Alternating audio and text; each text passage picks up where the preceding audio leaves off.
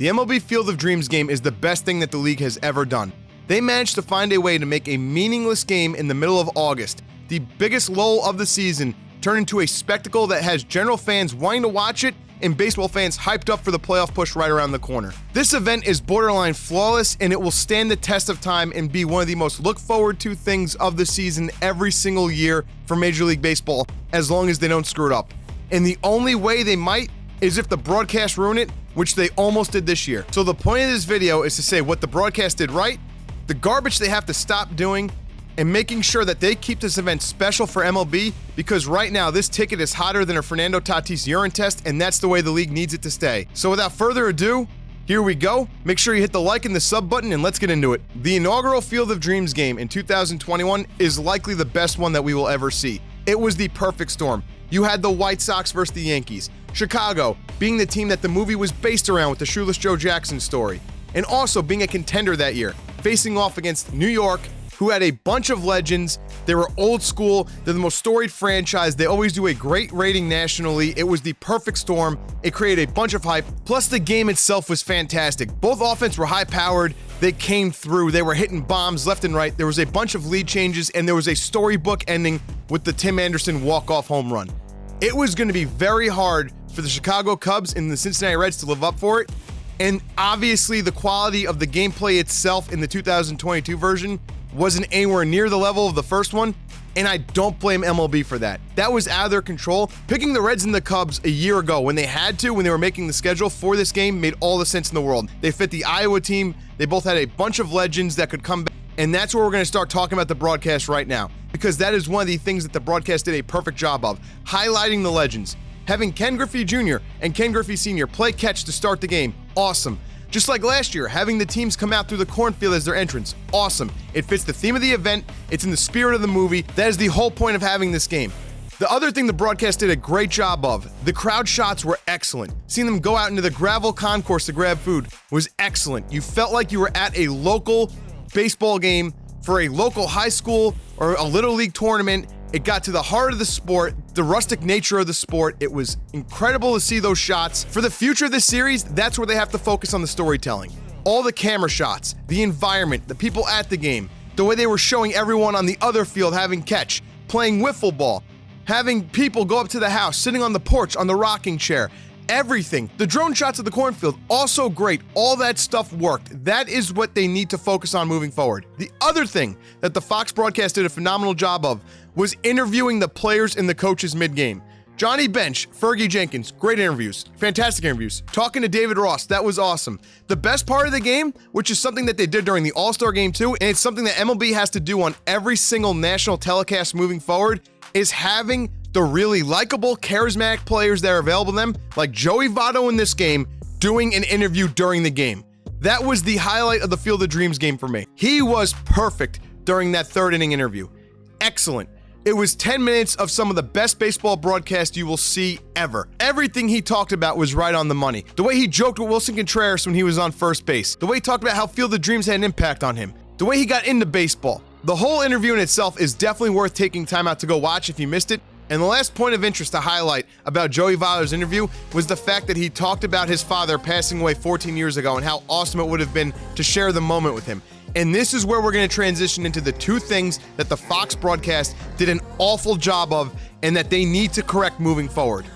One, their broadcast was way too corny. We get it. They're in the middle of Iowa. They're surrounded by corn stalks. You don't got to talk about it every 5 seconds. You don't have to make 8,000 corn jokes. For as much corn as there was in the outfield, there was even more in the broadcast booth and on the pregame show. They got to eliminate that from future broadcasts. Like I said before, the scenery is what makes it special. We clearly see there's corn. We're not stupid. The people at home can do 2 + 2 in their heads on a routine basis. Let the game breathe. Let the scenery breathe. Let the images be the storytelling as far as the corn aspect goes. The other part of this, and this is for every single sporting event, there are sob stories, there are sad stories in sports.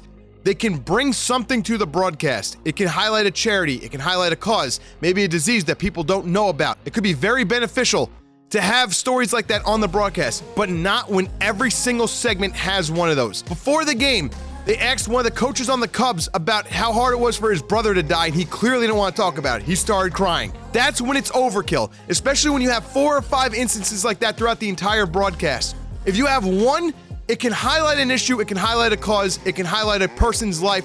It adds to the broadcast. When you go into the area of 2, 3, 4, you just make everyone numb to it, and it brings down the whole mood.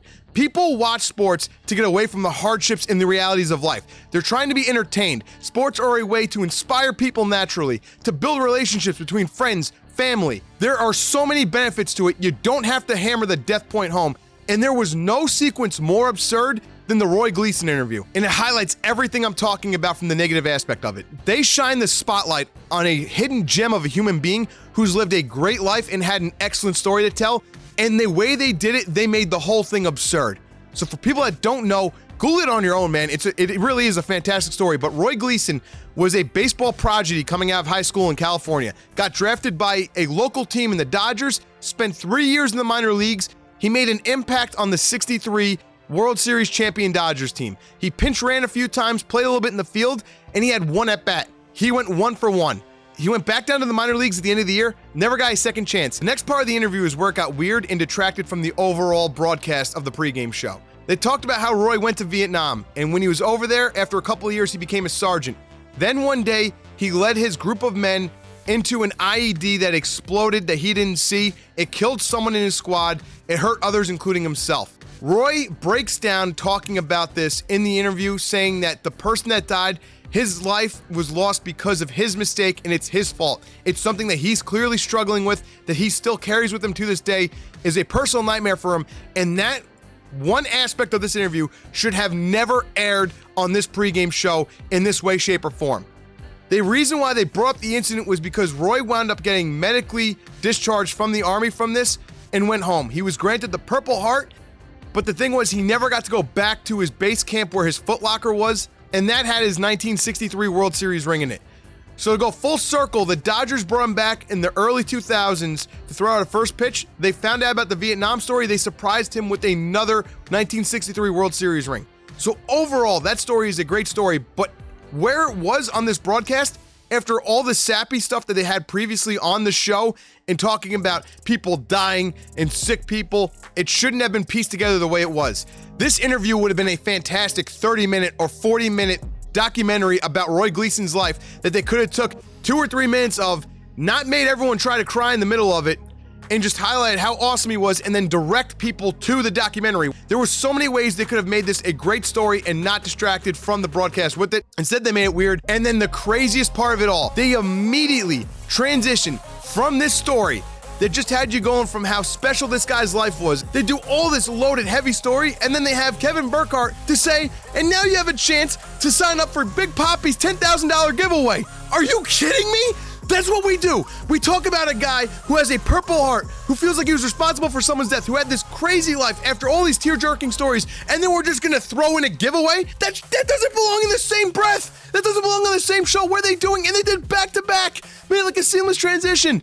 These sports shows gotta stop doing all of these over-the-top tragedy stuff. If you have someone that goes through it and you clear with them before time that they're okay with talking about it, or they bring it up on their own in the middle of an interview, it's a completely different story. It's genuine. It doesn't seem forced. This just seems like they're trying to make you feel empathy in the middle of the broadcast to try and reel you in more. It's tugging at heartstrings. It's nonsense, and it's not genuine.